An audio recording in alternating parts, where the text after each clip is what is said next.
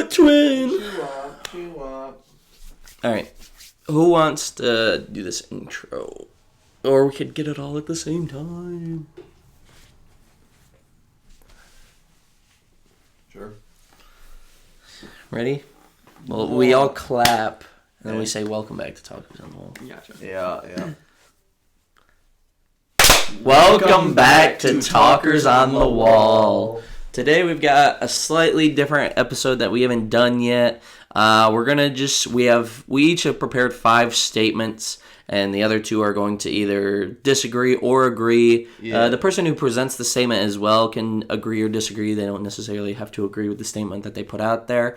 But once we agree or disagree, we're just gonna kind of talk about it for a little bit and then move on to the next person. We each have 5 prepared, so it should be 15. Also want to give a shout out to the skate pod because where we got the idea from. Totally original idea. I don't know what he's talking about.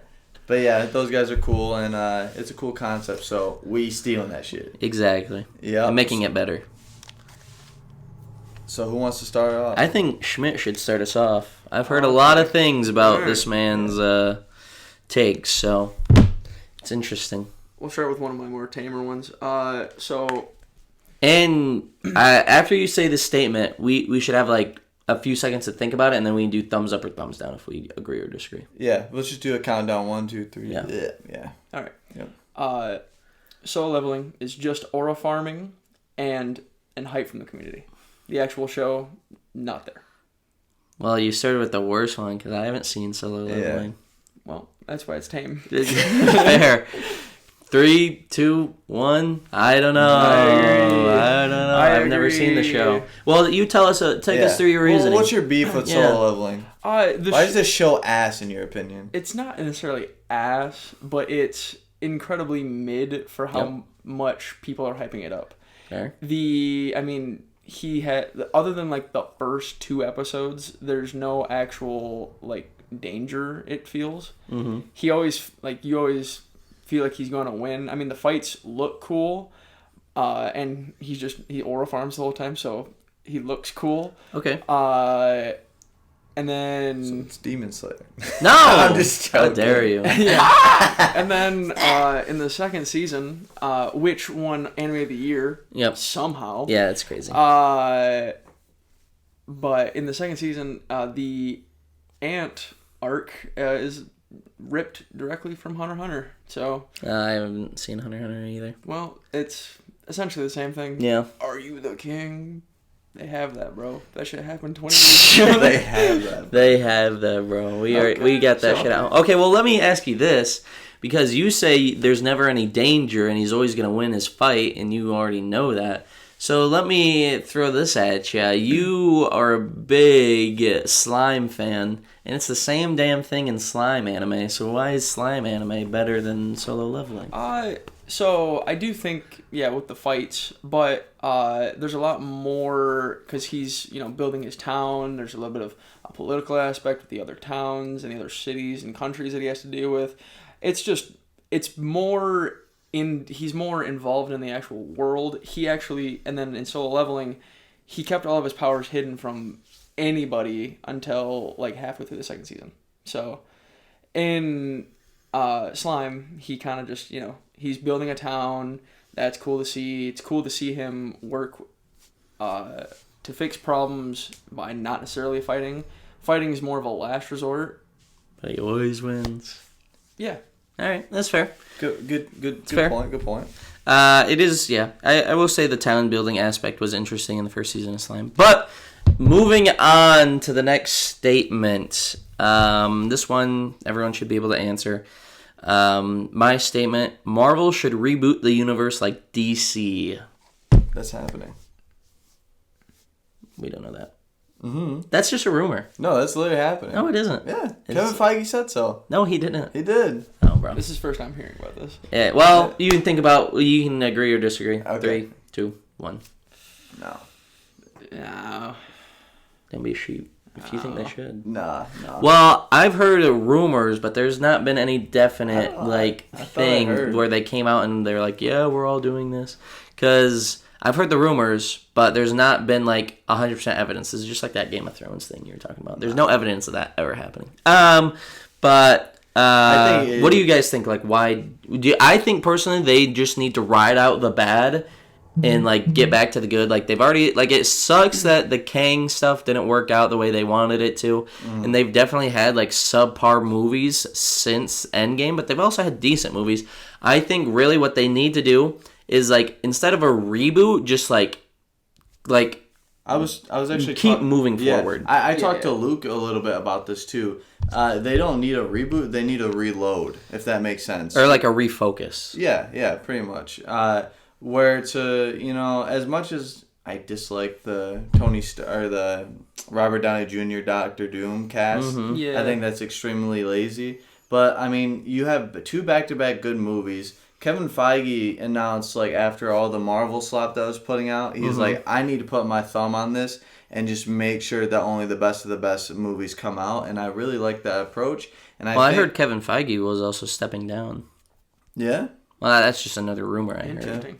But I mean, I just had to go off of like the last 2 I saw, and just as much of a mess as Marvel is, like we've talked about Doomsday a little bit too, to where it's like, what in the world? Like apparently we have cast members fighting. Yeah. We have a script that's not even done yet. We have apparently just now people are just entering into the movie. Yeah. I don't. This is not going to be a spoiler because it's going to be on the cast, but Tom Holland will be in Secret War or Doomsday. Oh, interesting. So, I mean, it's just like, why are these people just being thrown in? Like, there's no script. It's because the script isn't done, so they can just throw in anybody they want. Which is a major red flag to me. I think the MCU has gotten to the point where, like, a lot of people say that things get too big to fail, but the MCU is failing because it's gotten too big. It's not crazy to say. Like, too many people have got their fingers in it now. Like, too many people are stirring the pot. Like, I think it really just needs a refocus. Like, fire as many directors as you can. And get, like, one writing team for one phase. And, like, have them, like, help write every movie. Because I feel like the main thing is, like, it's the lack of consistency between the new phase movies. Yeah, which is what's really shocking to me with Doomsday is that's the Russo brothers doing it. Which is like they've done Civil War, they've done But they also did Age of Ultron, so I mean Age of Ultron's not bad. Woo! It's not bad. Woo! That's not great.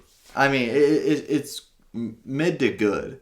Yeah. I'd say more that mid. If Age of Ultron's your worst movie out of a trilogy to saga, I think you're doing a good thing. Yeah, I mean, that's fair. I'm just saying that it's not like they've missed the mark sometimes too. I wouldn't say Age of Ultron's was a miss. For me, it was. Yeah, I mean, I guess, but not for me. But yeah, I mean, I don't think they need to do a reboot. I think they're fine. I just think maybe even pull back some characters and just focus on the story elements that not are like the most successful, but are the best like bones of a story. Like Fantastic Four, First Steps, great structure to bones for a trilogy / saga. Yep. I mean, I've talked my shit on the Tom Holland Spider-Man movies, but I mean, none of them are like egregiously bad, and they are like mid to good. So, I would like to see another trilogy from Tom, and then just hand it off to Miles. Would love to see a live action Miles if it's done right. Okay. But yeah, that's where I'm at with it. Yeah. I think they just really need to ride out the bad. Get back to the individual hero stories, like with Shang-Chi, Fantastic Four, like the new Spider-Man movie, hopefully. And then, like, really just consistency between writing. I don't think there's enough communication, and I think they also need to pull back so many different, like, people trying to influence the MCU right now. Like, back when Kevin Feige just had one singular vision for it, that's when it was at its best. And now I feel like so many different executives or producers are trying to put their own, like, vision on it, and it's just, like, muddying the waters so much. And so I think that's just what they need to do. But, yeah. I think with that, Schmidt, we can move on to your second phase, unless you have anything else you want to say. I mean, just focus in. Really, more of like an overhaul on the story. Mm-hmm. Everybody, like, they got to be all in agreement. Again, the individual hero stories, because that's how it started. Mm-hmm. if you're gonna start a new phase with new characters, you should give them individuality and be able to build on them a little bit before you throw them into whatever mass compilation of characters. So, because if you just throw someone who hasn't been built into a conglomerate, they're gonna be like, they're just gonna be lost in the muck. Yeah. No, I agree. So, Yeah. All right, yeah, sounds good. But with that, yeah, we can just move on to our next round of statements. So go ahead and get yours ready. all right. Yo, can I have a turn? Oh, have you not gone? No. Oh, my bad. Yeah, go ahead, Cole. Yeah, my. I did forget that Cole hadn't gone. That's my bad. Maybe I just didn't want to get to his statements. Yeah, right. All right. So, this is my first watch through this show, and I'm having a really good time watching it.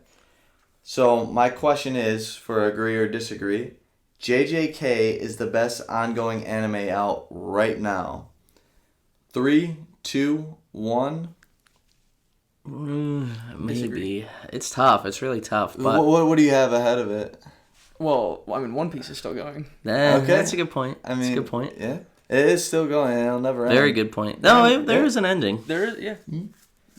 That is a good point. 'Cause One Piece is ongoing. Yeah, I might change it to disagree. Dang, sheep.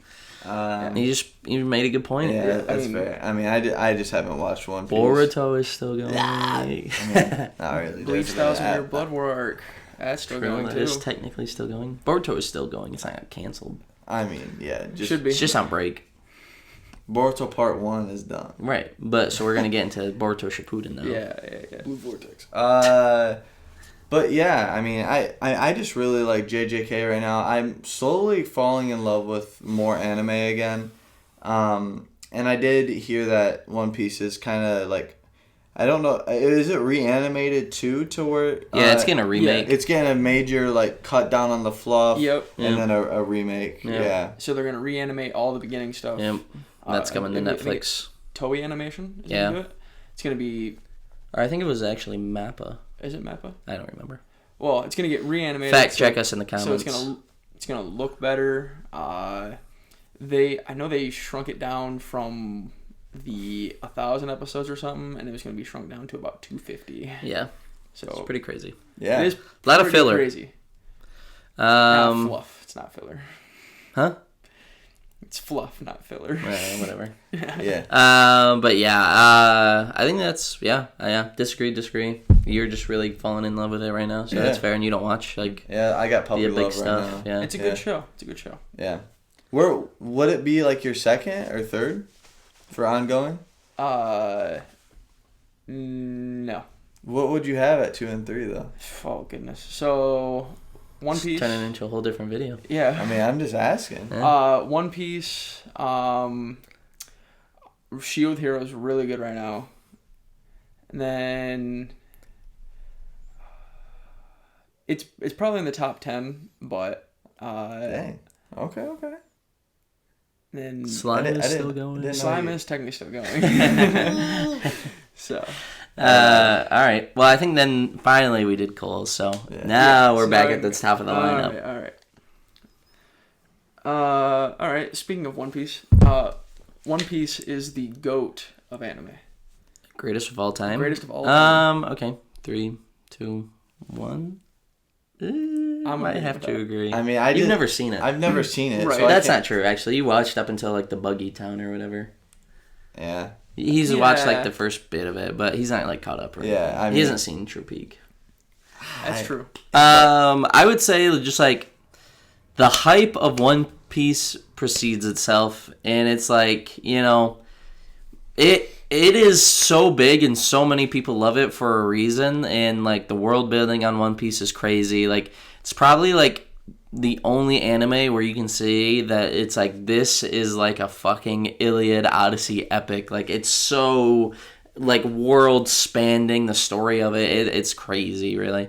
And just like the foreshadowing that Oda has accomplished in the manga anime, so gas. And like there'll be so many things where it's like episode 200 they bring something up, episode 600 like remember that thing we brought up Yeah. a few hundred episodes ago. I mean, we talked. That's coming back right now. We talked about it for like, 5 seconds. It was a little glimpse. Yeah. Now it's a major key point. True. Yeah, it's like crazy, and it's just like you really only know as much as like the crew knows, which I think is like perfect because like I feel like not maybe a lot, but like some anime and manga will be like, here's what like you don't know about this thing that they don't know about, but it's like gonna be huge later on. But as far as One Piece goes, it's like you run into this like one random thing, you don't get any exposition on it, and then you run into like somebody mentioning that thing that you ran into like years ago, and you're like, oh my god, that is actually fucking crazy. And it all makes sense too. It never feels like Oda has gone back and been like, okay, I just put that there for no reason. Now let's attach a reason to it. Right. It all feels like meticulously planned, I think. So, in that opinion, I just think like the story, the whole thing is just a great greatest of all time. Fair. I mean, it's really just ignorance. I don't have the full pie to eat. Yeah. Yeah, I mean, just as someone who hasn't seen it, I have Naruto at my number 1 right now. Yeah. Okay. Just it's just with the war arc. I mean, come on. I've heard some bad arcs in One Piece. That's from One Piece's biggest hater. Yeah. Who also is his biggest lover because that's how he watches. So, but with One Piece, they have the most manga sales. True. It's put Oda at like number 8 for authors of all time. Yeah, Up there with like Shakespeare and everything else. Like it's accomplished so much. The card game is one of the most played currently. The card game, come on, we're talking about anime. Well, right yeah, now. I know, but I'm just saying, it's progressed. It's progressed to like because Pokemon literally is just a card game, and Yu-Gi-Oh is just a card game. This is such a phenomenon. I know that it became a card game, and you're a big those. One Piece fan, right? Yeah. I get that. So, and you also have had your disses on Dragon Balls, like pacing and all that. Mm-hmm. Is it close as far as like pacing issues? I mean, similar in a sense. I feel like Dragon Ball definitely has worse pacing. Like if you're watching it in its entirety. I know you mentioned Abridged, and I definitely should have watched Abridged. Or Kai. I said Kai, yeah. But I mean, Team 4-star shout out. Yeah. But yeah, it's pretty similar. They do extend some scenes, but it's not super egregious. It is a big complaint that a lot of people have, but I feel like it's not terrible, not abysmal. I got you. Yeah, I mean, when I was watching it, I never really thought of it as like filler. It just felt like there was always like a shit ton going on. Yeah. But yeah, I think that's about it for that. Mm-hmm. Yeah. All right. I'll move on to my second statement then. All right. So the new generation of anime is generally better than the old generation of anime. So generally, not like on every case, but if you look at it as a whole. So, 3, 2, 1. I'm gonna say Yeah. You think so? Yeah. I mean, like, I guess what classifies as like just I have like the whole old catalog. Right. Like all of the old stuff compared to like maybe like the last 10 years of anime. I would go old then. Yeah, I would change. I would disagree. Okay. I think I would agree. I think just like shows like right now it's definitely recency bias, but I mean you got like JJK, Dan to Dan, Gachi Akuta.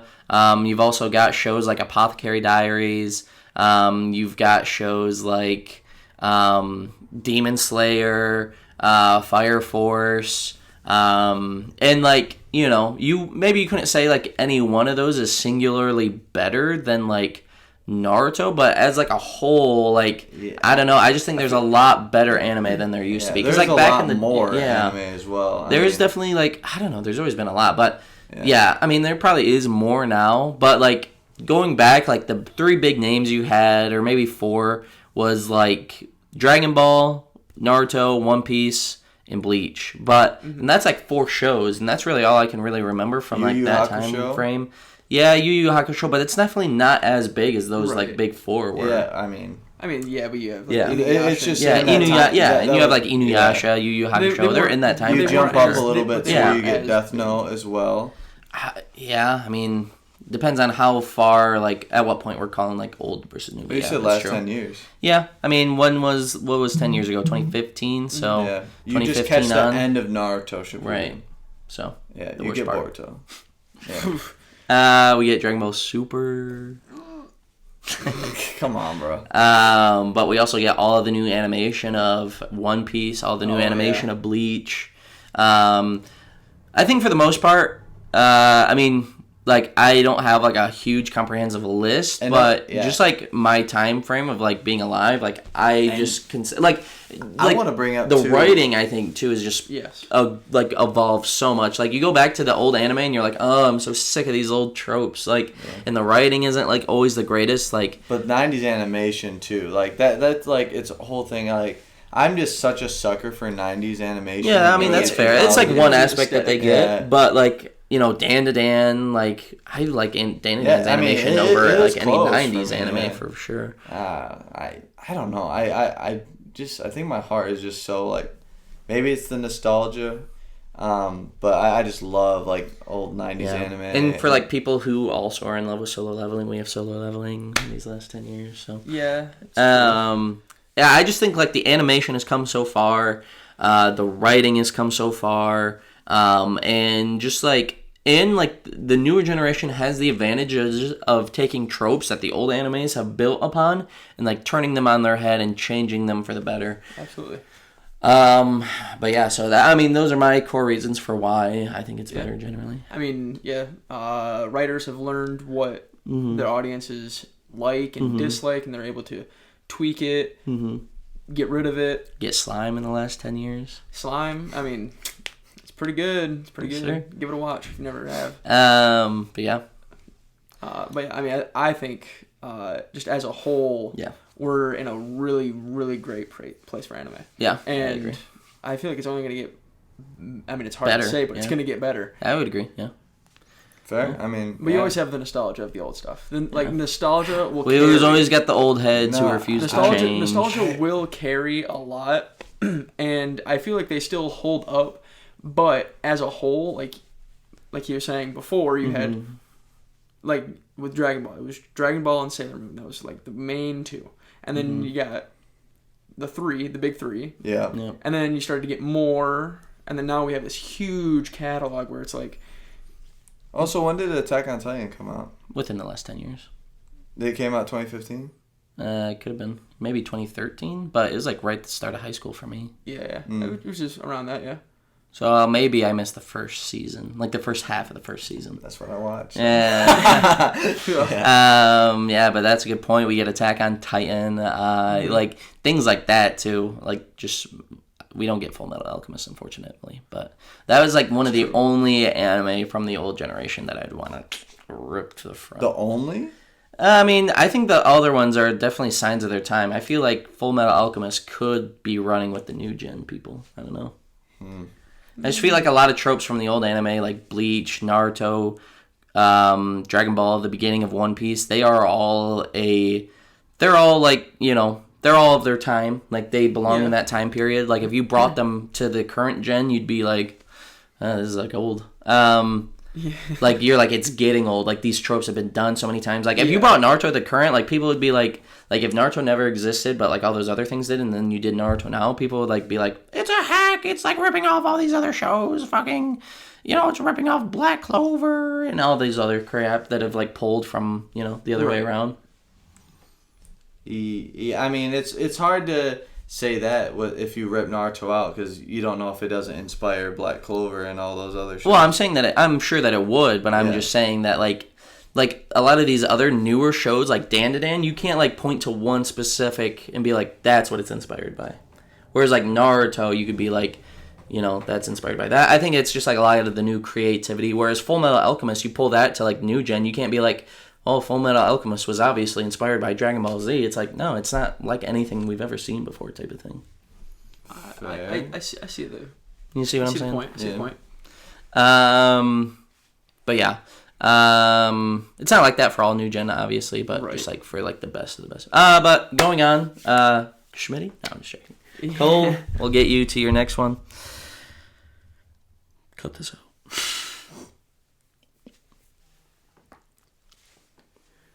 All right. So the next one I have for agree or disagree. Darth Vader is the best villain in fiction. All right. 3, 2, 1. All right. Cool. Yeah, I'm happy. No, not even close. Yeah. No. I'd say honestly, Like you could pull like any villain from like Game of Thrones. He's better than Darth Vader almost. That's kind of a crazy take though. I mean, you got like Jaime Lannister, Tywin Lannister. Jamie's not even like really like a crazy villain. He's a villain, bro. It's by how he ended the show as a villain. It's the endings that matter. You could even go like I already said Tywin, but you could go like even like to an extent like.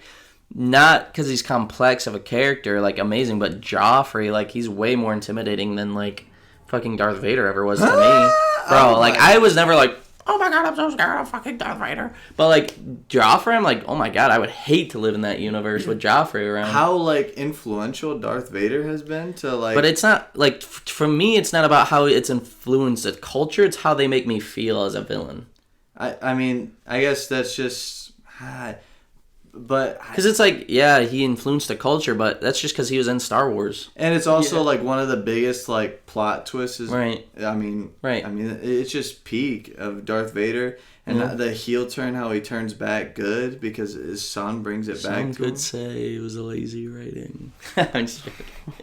I mean, he had Luke and him had heart to hearts for like 2 straight movies. Heart to hearts. They never like just sat down and talked like that. Darth Vader was always just trying to convince him to join the dark side. They never were like, did you just forget sorry. Return of the Jedi where Luke does the same thing to him, talking about how good of a person he can be? Yeah, and those aren't heart to hearts. Those are just battles of ideals. Those aren't heart to hearts.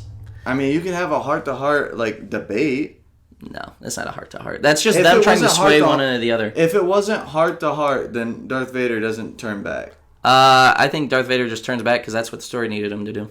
Nah, I mean, there was no signs of him ever doing that, ever. Like, you watch just the original 3, you're like, that's so out of character. Just his past is a sign that he can do that again. But you have to watch the prequels, which came out after the original 3. If you only watch the original 3, there's nothing in those 3 movies that give him a glim of, like, oh, maybe he's not so bad. Like, at every turn, he's always done the worst thing imaginable. Not old man Ben just constantly referencing how good of a Jedi he was and how he actually protected but that's the like a past. That's nothing you've ever seen in Darth Vader. That's all Anakin Skywalker. You've never seen Darth Vader ever do the right thing. Who is Darth Vader? An evil dictator who he's Anakin Skywalker. No, he isn't. He's People always say that Skywalker and Darth Vader are 2 separate like beings. Like his mind gets so warped into Darth Vader, and it's like if you don't see it on screen and you only get it through exposition, I think that's not very good writing. I mean, it's just set farther into the future. It's not good writing. Like if they thought, so you're saying Darth Vader as a character has bad writing? Yeah. That's actually insane. No, it's not. It's definitely true. Because, like, if you only look at Darth Vader's actions, not once does he ever show a glimmer of Anakin Skywalker still being in there, except for the very last moment of the very last movie. I'm just saying. What other moment does Darth Vader do, not that you hear about, that you're like, oh, he's still in there? I mean, just when he's talking to Luke, all of Return of the Jedi. No, that's the very end of the movie, and he doesn't even say, what does he say that you're like, oh, he must still be in there? I mean... Nothing. Just like the whole conversations he has with Luke. I'm not going to pull out straight up dialogue. Because you don't know, because there isn't anything. There is no straight up dialogue where Darth Vader is like... in like 10 years. There's no dialogue where Darth Vader is like, maybe you're right. Maybe I shouldn't have been evil. The whole time Luke is like, bro, come to the light side. Darth Vader's like, nah, bro. I mean, just to say... There's nothing he does or actually says in the movie where you're like, oh, maybe he's still in there. He always does the wrong thing. He always is trying to get people to go evil. He never shows a glimmer of his goodness until the very, very end. I mean, I just have to disagree. That's fair. This sparked a completely different debate than what was actually said, but yeah. True. I mean, I'm just saying why Darth Vader's not a very good villain. Hey, he is a great villain. He's not. I think he is an okay villain. He's okay. I think of all fiction, there's definitely so many. I also put my thumbs down. I know, but like he falls way behind a lot of villains in fiction. He's okay.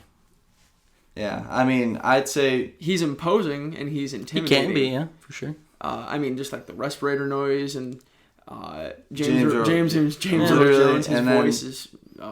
You look at scenes from like his fight with Obi-Wan in the Obi-Wan show, like that's the show. We're talking about the original movies. But anyway, he's Darth Vader, the villain. No, we were just talking about the original movies. Yeah, in that context, yeah, Yeah. because that's why you brought it up. Yeah, I'm talking about Darth Vader as a whole. That's he's still not a very good villain. but I mean, that's like saying Orochimaru. Yeah, you can't count Shippuden.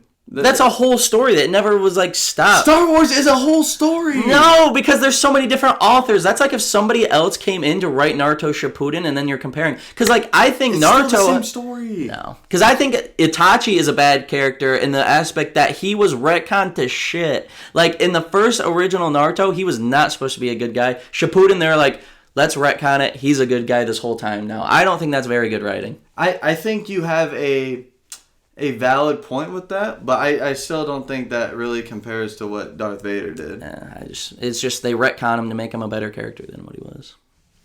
For Darth Vader and Itachi. Yeah, I don't know. I think you're trying on hot water. Hey man, that's fine.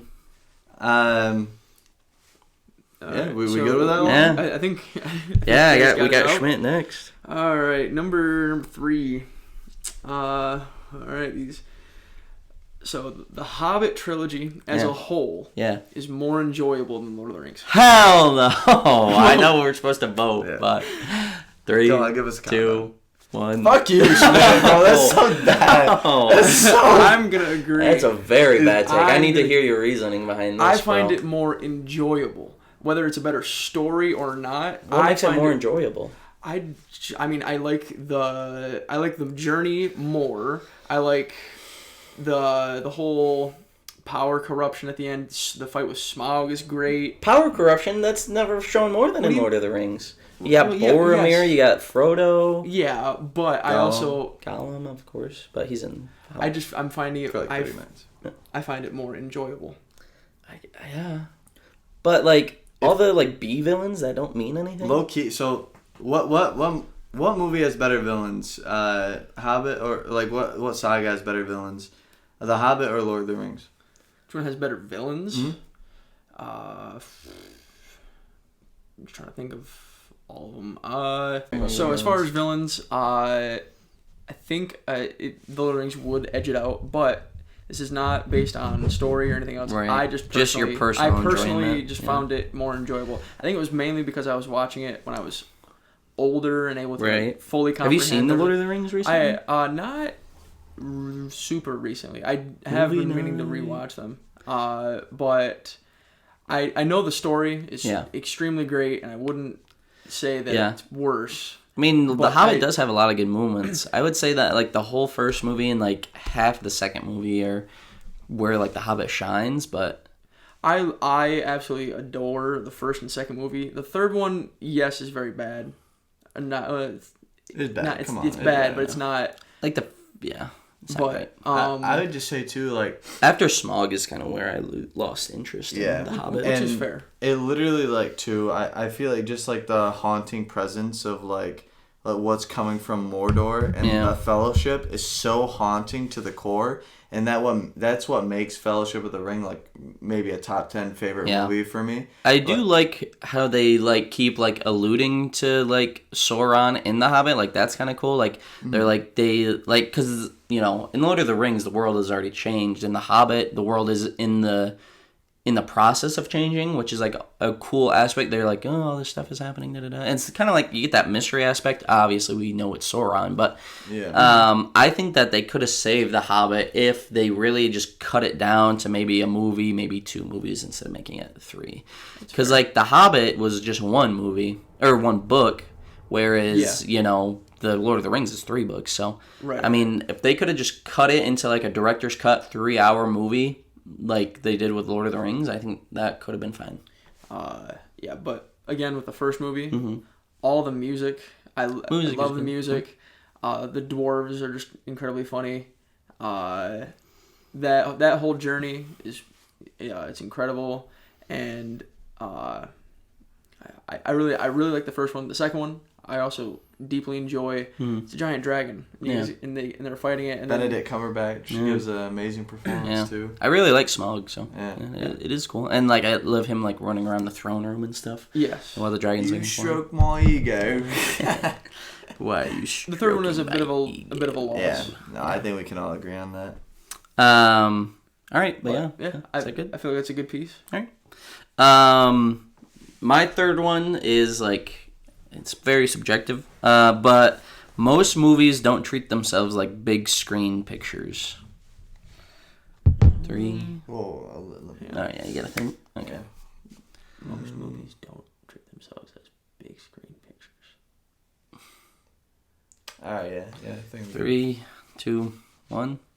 I think I'm gonna have to agree on that one. Yeah, I just think like, especially recently with the movies I've been like going out to see, I'm like, yeah, I could just watch this at home. Like the spectacle isn't like there. Like when I've gone to see movies like Dune, for instance, I'm like, oh, I'm so glad I saw this in the theater. Yeah. But like you go out and see like a new recent movie, you're like Minecraft.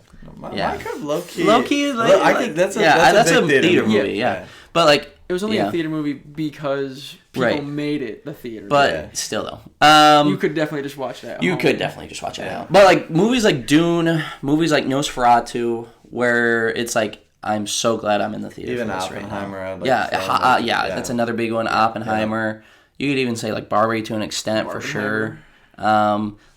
But like a lot of like movies these days, and like I think a big part of it too is like a lot of movies just aren't that good right now. Yeah. Like we get like waves of good movies, but then it's like not. But I think that most pictures, like most movies, they aren't like doing enough spectacle, or they're not doing enough to warrant like the big. You think screen. Superman? What are your thoughts on that? Because low-key, I feel like it's, as it is cinematically, I think it kind of molds into like, you could just watch it at home. Yeah, I think like most superhero movies, I think you could just watch at home and be like, get the same experience. A damn shame. Yeah, it is for sure. Like you get like maybe one like Infinity War Endgame experience in a theater with a superhero movie, but the rest of them, they don't.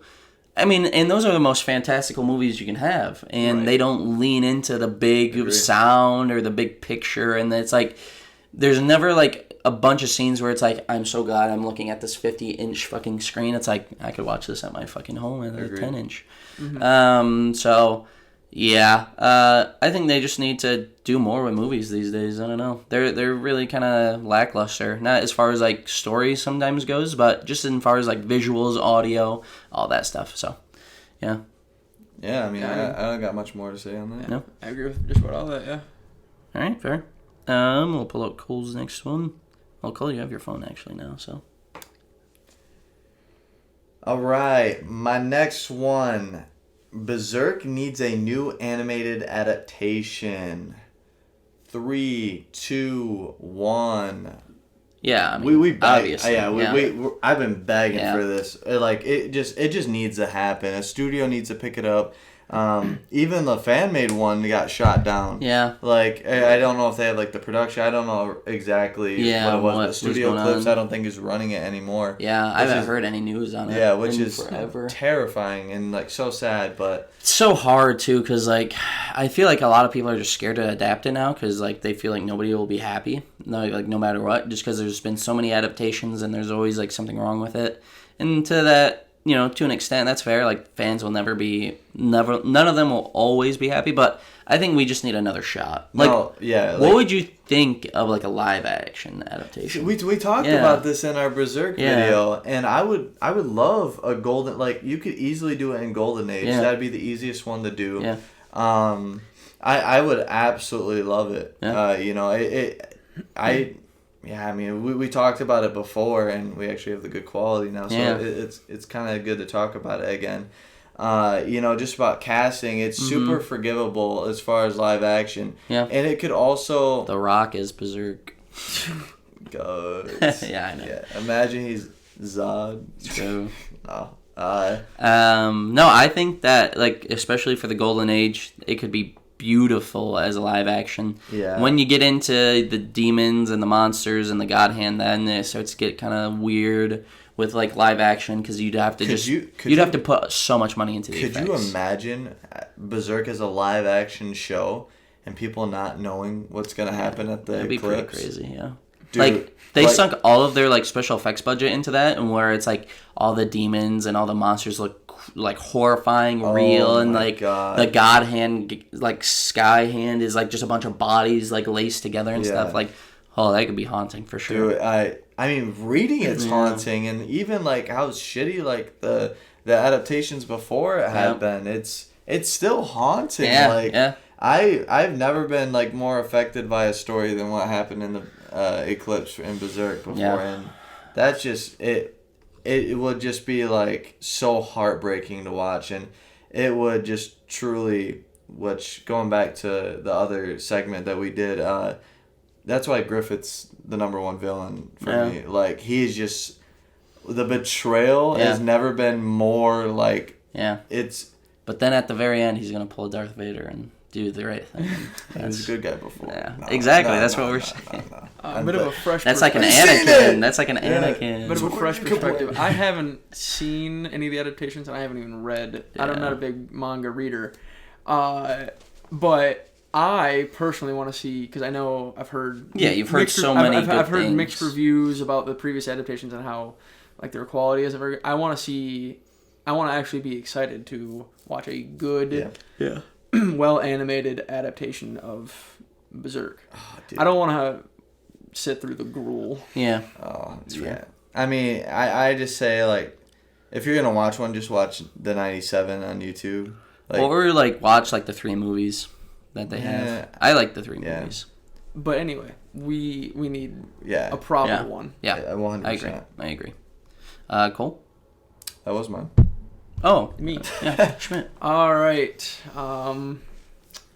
Naruto is the worst of the big 3. Okay. 3, 2, 1.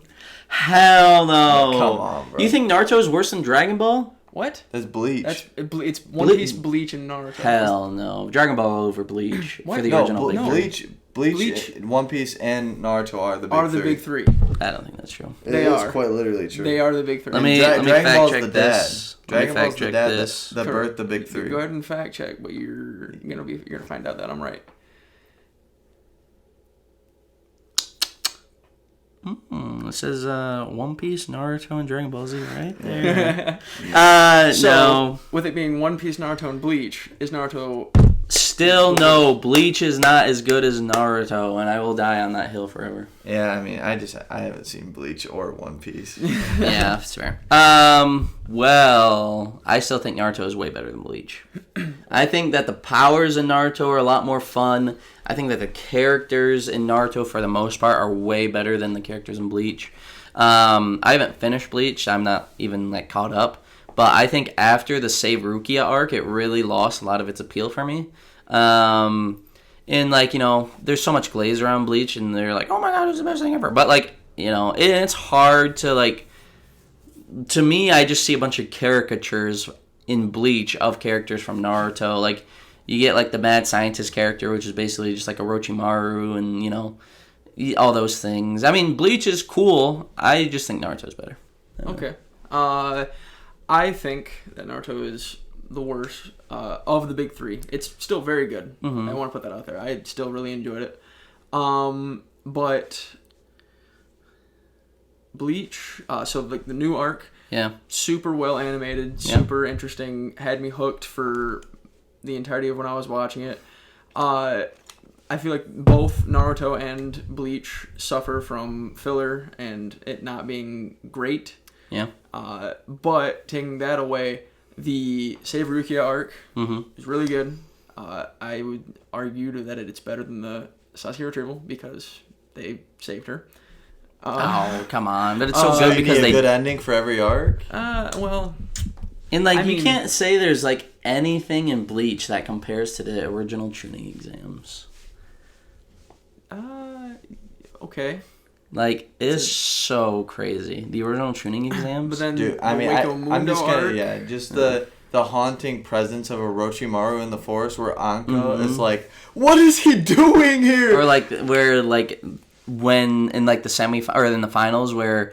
Like, he fucking tears off the face, and it's, like, the woman, and then he, like, tears off the face again, and it's Orochimaru. It's like, what is happening? Or you get the... so haunting. My blood! Yeah. Oh my god, so what is good. this person? Yeah. And just like all the crazy hype moments, like now I can move freely with Rock Lee, and he takes off the weights. What's 10 pounds gonna do? And like when they're like, Sasuke is just. Yeah, bro just showed up like the aura for him. Yeah, so crazy. Introduction dude. of Chidori too, like with Sasuke using it. And you get like, this is like after Chunin exam, basically, really, but the summoning jutsu for the first time is introduced during the training arc of the Chunin That's exam. still, yeah, I guess in our video we called that Konoha Crush. Yeah. Yeah. But, and you get like, oh man, I don't know. But Aizen eclipses any villain that Naruto has. Madara? Yes. That's crazy. Madara, So crazy. I mean, it's... You would even say that Aizen eclipses Sasuke, because Sasuke was a villain up until the very, very end. Absolutely. That's crazy. I mean, I just can't speak on Aizen. But... Aizen's, like, whole plan was, like, so well developed and... That it failed. That's how well developed it was. Madara only lost because of bullshit writing. That's fair. Which doesn't help your case, but... I mean, it doesn't. But as far as like villains go, like Madara's, like what was Aizen's motivation really? Just to be better. Well, no, he wanted to like kind of rewrite the world in his own image. So Sasuke did the same thing. He wanted to do the same thing. Yeah, did he? I mean, I did a. Well, Aizen literally wanted to become like God or something like that. He wanted to become the new Soul King. So basically, what I actually did a video on this too. So it's like Sasuke's like golden path. Mm-hmm. So kind of like what in like the Dune movies or in the Dune books, they unite and just like basically become one tyrant to unite the world against him. So Lelouch and Code Geass. No. You haven't seen that? No. I need to though. Oh, it's so good. Yeah. But yeah. Yeah. I mean, Sasuke, basically. But I thought Sasuke just wanted to change things from the shadows at the end. Like, when he wanted to destroy Taka, or, like, when he wanted to destroy the Hidden Leaf Village, like, did he really want to make, like, a villain for everybody to root against? When he becomes, like, he wants to become Hokage? Yeah. Yeah, that's basically, he has a whole monologue to Naruto talking about he will bear, like, all the hatred of the world. Yeah. Yeah, I feel like... He basically just wants to make the world, like, more stagnant to where there's no wars. It's just... I felt like what he was saying then is that, like, he would, like, commit any evils to, like, make the world a better place. Not that he was going to, like, make himself the world's #1 enemy. No, so that they would quite literally what he... Well, Aizen literally wanted to... Because he wanted to just be the Shadow Hokage. He wants to become the Shadow Hokage from... They call him the Shadow Hokage when Naruto becomes Hokage. Aizen wanted to become... I'd have to go rewatch he the absorbed monologue. the power of the Hogyoku, and he wanted to, like... But I would say this, that Yahweh is a better villain than Aizen. Okay. Yeah? Would you agree? I would say they're upon equal footing, yes. Interesting. I just think Yahweh is a way more interesting story. Isn't his name Yuhabaha? I don't know. It's spelled like so weird. It's mid. It's spelled Yawach. Yawach, but I thought people called him Yahweh because it was like the name for the Jewish god or something like that. Yeah. Well, I mean, in the show they call him Yuhabaha. Oh, I don't know. I don't know. Unless you're, watching the show and then he gets painted completely black and his name's Ant. Yeah, I don't know. But it doesn't quite work because his foot is not painted. What? It's a whole thing. Oh, okay. Well, all right. Well, I think that's that for that. Yeah. Unless you have anything else you want to add? No, I mean, just... Yeah, fair. Naruto's good, but it's number 3. This is my 4th one. The rival is always more interesting than the protagonist. Always. Always is a very strong word. True. That's a very strong word. I mean... Alright. This is just personal opinion, so... 3, 2, 1? Yeah. I'm gonna disagree. I feel like for the... I mean... Even, like, for the most part, I feel like they used to be, for sure. Like, you take characters like Vegeta and Sasuke, I think so. But even, like, going towards, like, Bleach, like, I don't think... Was this more anime? Or did it say anime, or just... Or no, I mean, just really anything. Yeah. But, like, anime is just, like, the easiest thing to draw upon as far as, like, clear rivals go. Yeah, I mean, it's just... it's tough because you put the word always. Yeah. Like, I obviously... Not all the time, like, I mean, even if you wanted to go with, like, most often. Like, Always is like always like in a hyperbole. Yeah. But even if you wanted to go with like more often than that, like even more often than that, I wouldn't say. I'm such a no. rival D writer. Yeah. So like Sasuke is my favorite character of all time. Vegeta, Shadow, the Hedgehog. Gigi. You could say he's like the love rival. I mean, I guess. I know you guys have it's a bit of a stretch. You guys have watched Hunter x Hunter, but Killua is definitely way better. Yeah. I mean, there are when you mentioned that. But you're saying Killua is better, but then you're saying that they're not always better than the protagonist. Well, correct. Yeah. Okay. He's adding. You're just saying. Because when you said always, I'm like. More often than not, I suppose. Well, so more often than not, the rivals are more interested. So not like necessarily always. Right. I mean, always is always a hyperbole. Okay. Well, then I think I'm gonna swap it to like. Yes. Rivals are generally, a lot of the time, found to be more interesting. Yes. Okay. I think that for the main thing for me, I think that on like a surface level, the rivals are always more interesting. But I think that's just because the authors are always so like scared to like write a protagonist with like a dark side or like with like complex motivations, wherein they're like, I'm gonna put all my experimental character development into the rival and see how like people like it. And they're like, oh, this shit's gas. But like, if you go into like a deep level, I always feel like the protagonists have like really complex things. They just like, you know, they never get like highlighted enough. So like for instance, like Naruto, like people are always like, oh, Sasuke's so complex, but like I feel like Naruto is equally as complex. Like he just went down a different path, and it's like always alluded that they're just two paths of the same. Yeah, I feel like this isn't. I mean, I guess in a sense too. I know he's not like the main rival, but Obito and Kakashi, like that's a really good rivalry too. And Naruto does really well where it shows you like. This character is like Naruto if he lost hope. Yeah, and like Kakashi is like Sasuke if he, you know... Stayed on the path. Yeah, stayed on the path of like, you know, just... The hidden leaf. Yeah. So, yeah, and like, you know, Goku to a lesser extent, they butchered his character in Super. Yeah.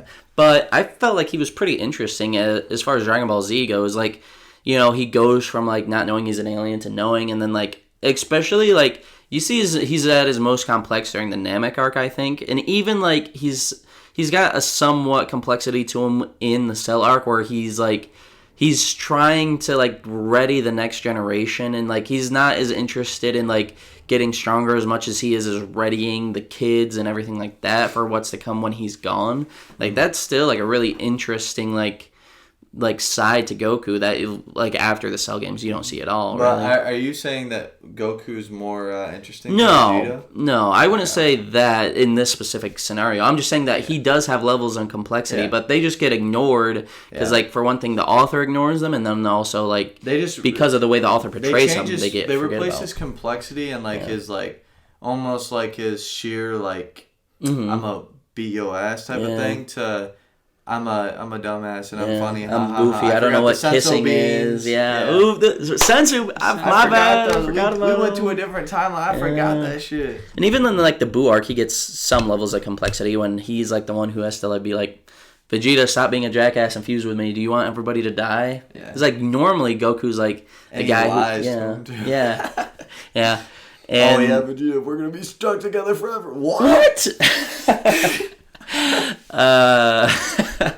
True. And you know, there are just these levels that get lost in like the author not wanting to make their character too complex. And like Goku being smart as well is like just like battle tactics of him like putting like the Kamehamehas in like the water against Frieza and just shooting him up. Like I love that shit so much. And like a lot, like the idea for Goku is really interesting too, of him being like a low class warrior becoming like the strongest. And like, you know, the author just doesn't go into it as much as he could with that, with, you know, Goku wanting to maybe like prove himself and things like that, but of course he doesn't know because he's an alien. And like I feel like the theme of like anybody can get stronger is really lost in Dragon Ball towards the end of it. But I mean, I'd almost disagree, even though I do think this is a lazy way to do it. But Granola just becomes the strongest through a wish of the Dragon Balls. That's stupid. I mean, I agreed with that, but I said there are people that just become underdogs that just become stronger. Right, but it's not like they don't, because like I felt like the message in like like you don't have to be born strong. You have to like work towards it. Or you just get the Dragon Yeah, Balls. or you just get the Dragon Balls, yeah. But and even shows like Yu Yu Hakusho, like he's such an interesting character. Yusuke is. In like new gen anime as well, like you get Fire Force, Shinra, very interesting character. But I mean, yeah, for the most part, I think we've all said what we've wanted to say. I got a little airy there at the end, but you know. All right. So mine is Spider-Man: Brand New Day needs to be Tom Holland's best Spider-Man movie. Okay. All right. 3, 2, 1. I'm gonna agree with that one. I don't think it needs to be his best. I think it needs to be like it just needs to be good. I don't think it needs to be his best though. I think this needs to be, for one, Marvel needs to keep the momentum going. Yeah, I just think it needs to be good because like I also think it's really hard because like you're a big Spider-Man Tom Holland like trilogy not liker. I won't say hater, but you don't really like the movies. But like a lot of people do like them. And like a lot of people are like nothing will ever beat Far From Home basically, and so it'd be really hard to label it as like his best work, I guess, as Spider-Man. I mean, that's hard to. I mean, we just have no idea. Like we have no trailers, we have nothing. Right? Yeah, I think it just needs to be good. Like it doesn't need to be his best work. It just needs to be good. I do think it needs to be his best because I think you need to see a level of action that we've never seen with Tom Holland before. Yeah. Like, let's be real here. Like, the best action of Tom Holland, like, of his Spider-Man has never been in his movies. Like, him in Civil War, like, that's the easily, like, his best case of, like, his action against, you know, Falcon, Winter Soldier. You know, like when he's like that's his best action scene. Like just him as like straight up Spider-Man, like boxing people using his. Oh, okay. I guess boxing. Well, I mean you have like the whole thing around. with like Shocker in the first movie. Yeah, but that doesn't compare to Falcon and Winter Soldier. Like, are you saying that? But like, are you saying that's his best action scene, or that's like the only time you see him being like Spider-Man beating people up? I'm saying that's his best action scene. Okay. My point was like that's the best showcase of Tom Holland's Spider-Man, like being Spider-Man in action.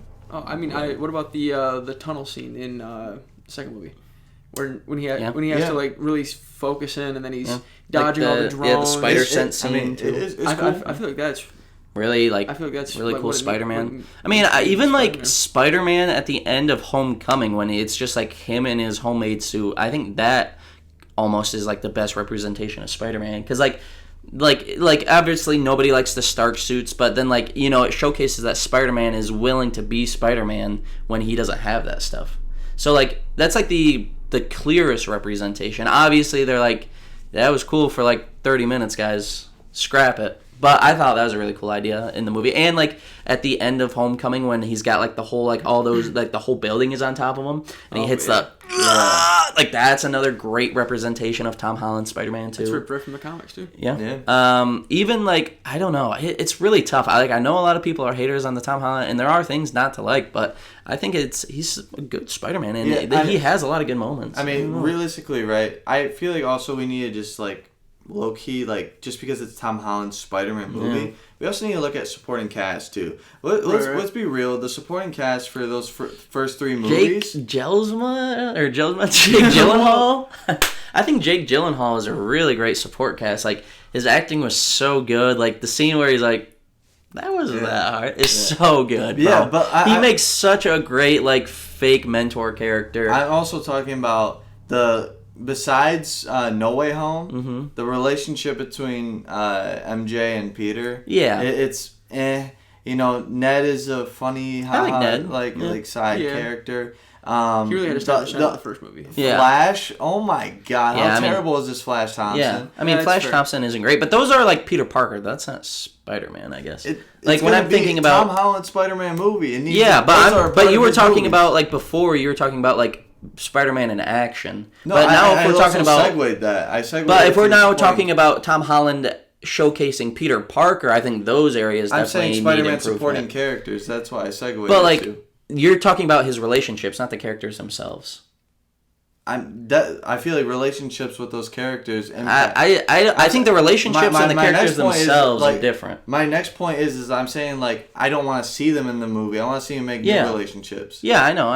Yeah, I'm just saying, but like And character is different than how they like relate to the main character. No, but it's a big impact. It can be for sure, but I don't think it's necessarily like the whole character. Because like like you don't like the relationship between MJ and Spider-Man in these movies, and I think that's fine. But I still like MJ's character. The way that their relationship is in the movies isn't like great. Same with Ned. Like Ned is a really good character, even though his relationship with Peter Parker can be somewhat forced at times. Yeah, I mean they're just mid characters. Like see, like so you just don't like the characters. I like the characters. Yeah, I mean I just don't like the relationship or how their dynamic works. I really just don't like both.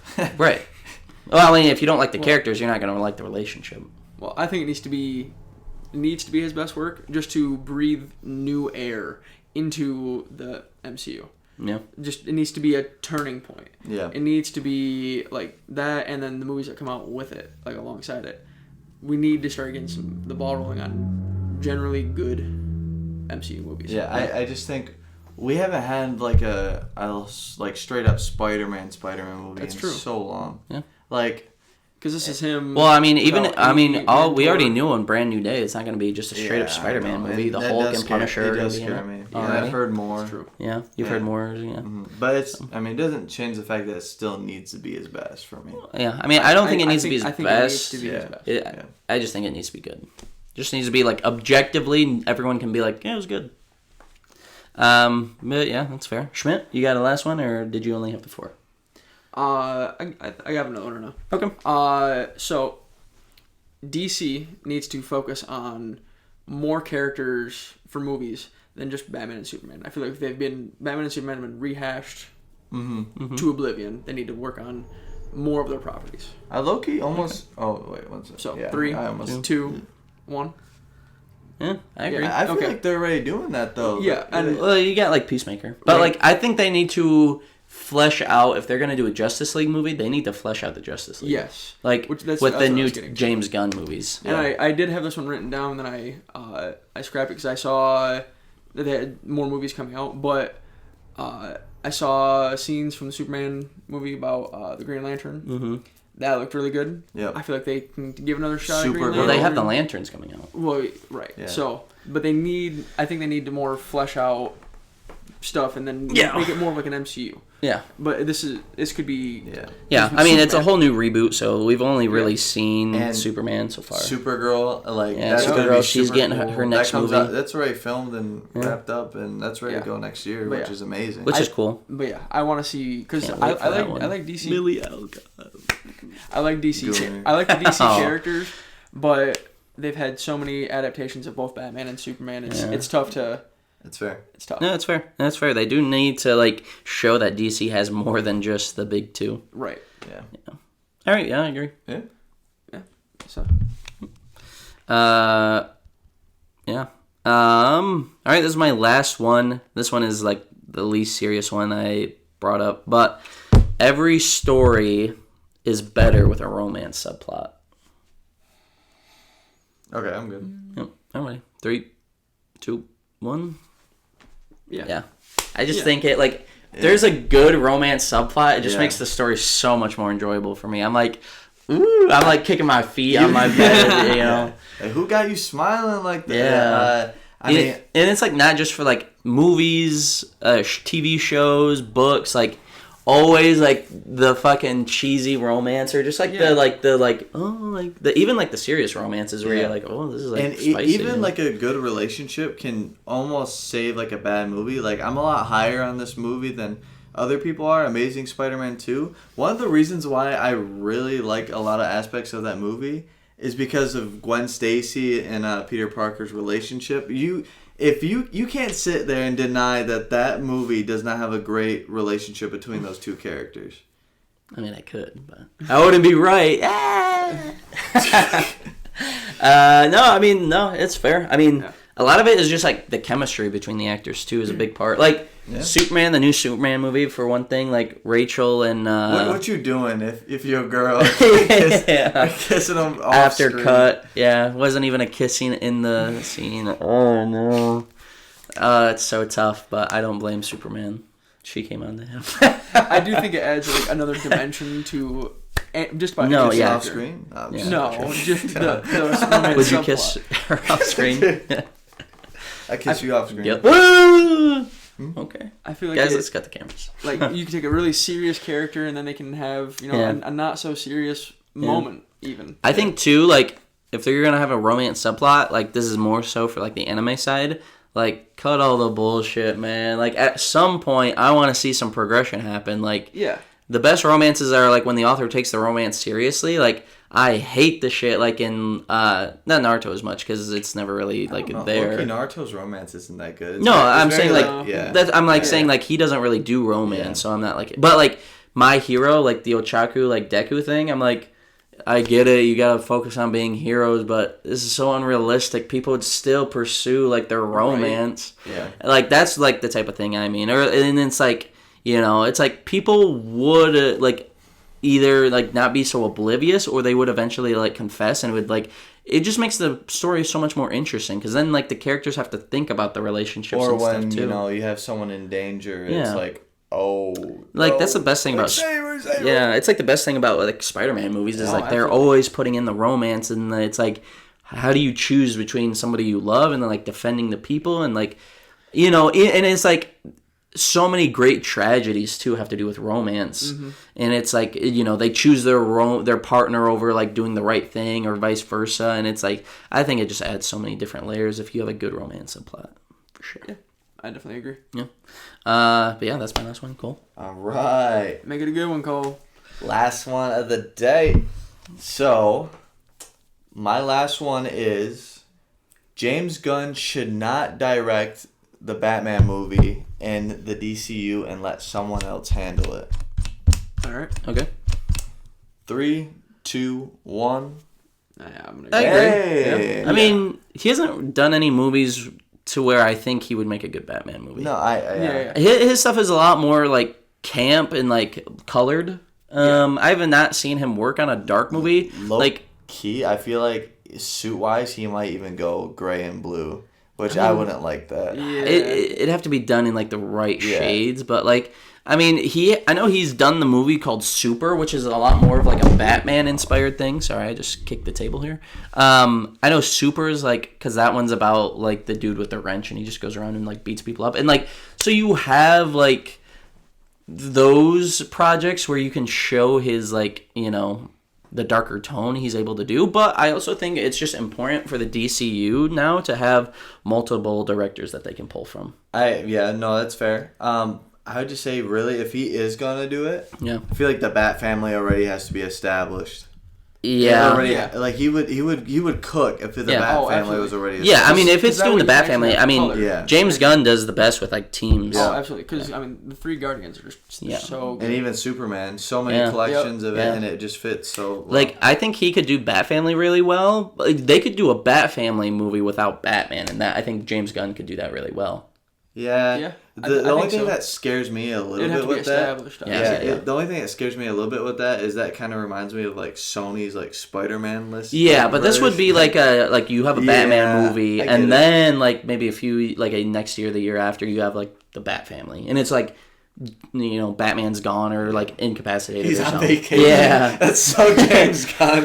Batman's on vacation. But That is very perfect. James Gunn, you'd have that one for free. easy. I think it would be great though to see like Nightwing, like if you like depending on how deep you wanted to get, like a Tim Drake, Barbara Gordon. Yeah. Like they need to like the Bat Family gets so extensive at some point, they definitely need to like make it smaller. So like even if it was just like a Barbara Gordon, Dick, and like Tim Drake or something like that, just those three, that could be really good. Like Tim Red Drake as Hood. Robin, Ooh, Red yeah, Hood. like Red Hood could get involved as like an enemy, like Yeah. enemy to family type of thing in that movie. I'd love to see a Damian Wayne. Yeah. versus Yeah, Jason but I feel like fight. that would need to be like its own movie first. 'Cause I don't want to I have feel like- Damian I Wayne don't feel already like James Gunn could established. be Damian Wayne super Yeah. good. Yeah. Because he's just got like that banter, that quick witness, that just jackassness. Yeah. Oh, I love it. Yeah. It'd be great. It would be great. I also want to see like maybe a Nightwing movie set Yeah. in Blood. I think there is one. Is there? Yeah, I Planned, think, yeah, yeah. That would be that'd be cool. because we've seen Gotham a lot. Yeah, Let's see Bloodhaven. yeah. I mean, you're not gonna be able to tell the difference, but Yeah, Yeah. it's all Yeah. dark and gritty. Exactly. But I think that's about it for this video. Yeah, This is a very long video. Yeah. It's going to be about like an hour and 10 minutes. So But if you're watching a short, about an hour. 1 minute 30. So check out the video. Check us out some love. Give Schmidt some love. He's new. He's going to be in some more videos, I'm sure. But that's about it. Yeah. Peace. See ya.